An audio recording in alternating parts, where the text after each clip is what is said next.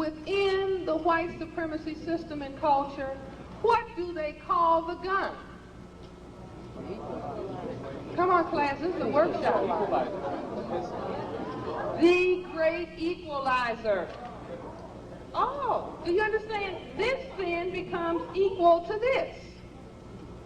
If he has a weapon, meaning the black male's genitalia, testicles, genetic material, that can cause white genetic annihilation, the white collective says we will produce a gun that will be the equalizer. And the people who are by law allowed to carry the gun, anytime they see a black male and they think, I want to kill him, he can annihilate me, then they call it what? Justifiable homicide. That's right, that's right. Are you with me? Absolutely. All for the purpose, not of economics, but for the purpose of what? White genetic survival. Now,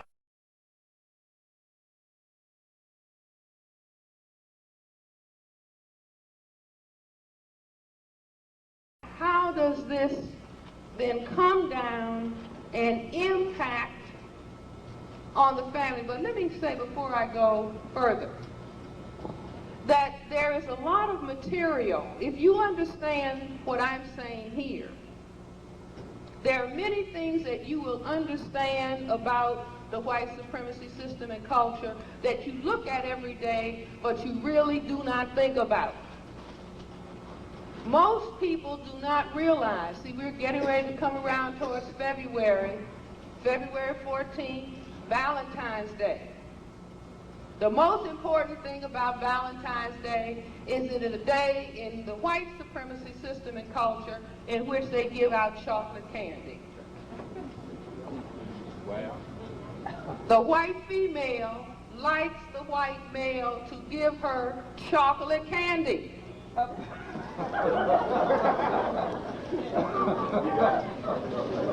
Now, as black females, you see, we follow, you know, whatever they do, that's what we do. We want some chocolate candy, too, without realizing that we already have our chocolate candy.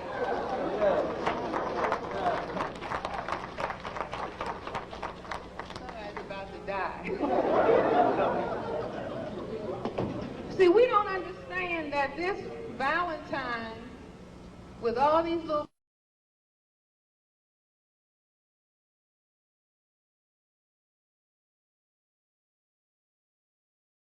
pieces of chocolate candy. How many of you read the newspaper around Valentine's Day and see where they're talking about, ooh, dark and erotic chocolate? Absolutely. And did you ever say, why? What are they talking about? What they are talking about is that within the framework of the white supremacy system and culture, the white female describes her ideal mate as who? Tall, dark, and handsome. Absolutely. Do you all understand? See, now, unfortunately, Marx couldn't help us get to this. Absolutely. See, nor could Marx help us understand suntanning. Because while on the south side or the west side or wherever it is that we are as black people, children are learning before they learn to read. The darker you are, the uglier you are. The more color you are, the uglier you're supposed to be. Without our understanding that over on their side of town, they do what? They suntan. Why do they suntan?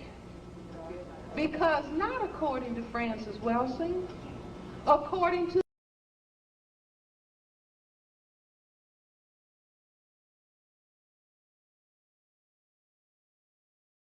them, they don't think that they look beautiful unless they have tried to make their skin dark. So like the children say, psych you out.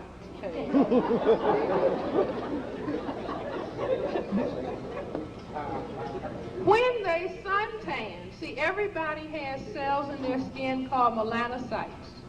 These melanocytes are supposed to produce that black pigment called melanin.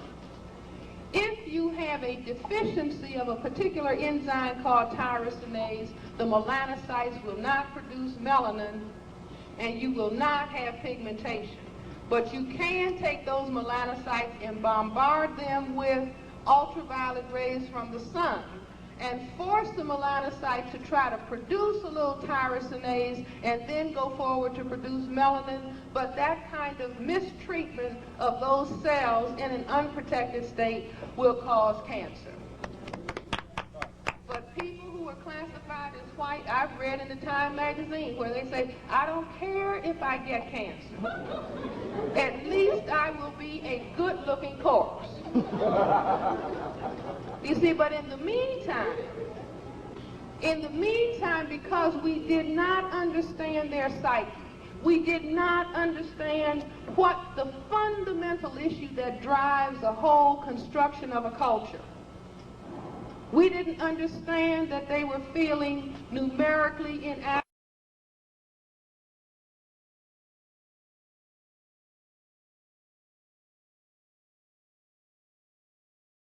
genetically deficient in terms of skin coloration, and so they produced this culture that oppressed non-white people all over the world. We didn't understand it, and we didn't understand them, and so our ability to relate to them has been impaired.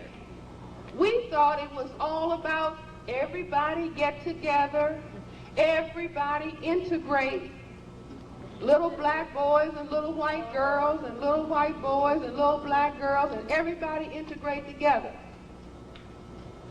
But we had a very great scientist whose name was Dr. Martin Luther King, who conducted a very important and profound experiment.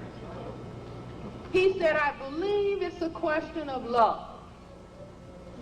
If we can show them how to love, I think it will change their behavior. But he did not understand the fear of white genetic annihilation, and he did not understand that if everybody loved, that white would disappear. Right. And so Malcolm X, he also was a great political scientist who conducted an experiment, but he was talking about not love. He was thinking about the bullet, so he had to be eliminated. But Dr. Martin Luther King, who talked about love, and because that would lead to white genetic annihilation, he was also killed.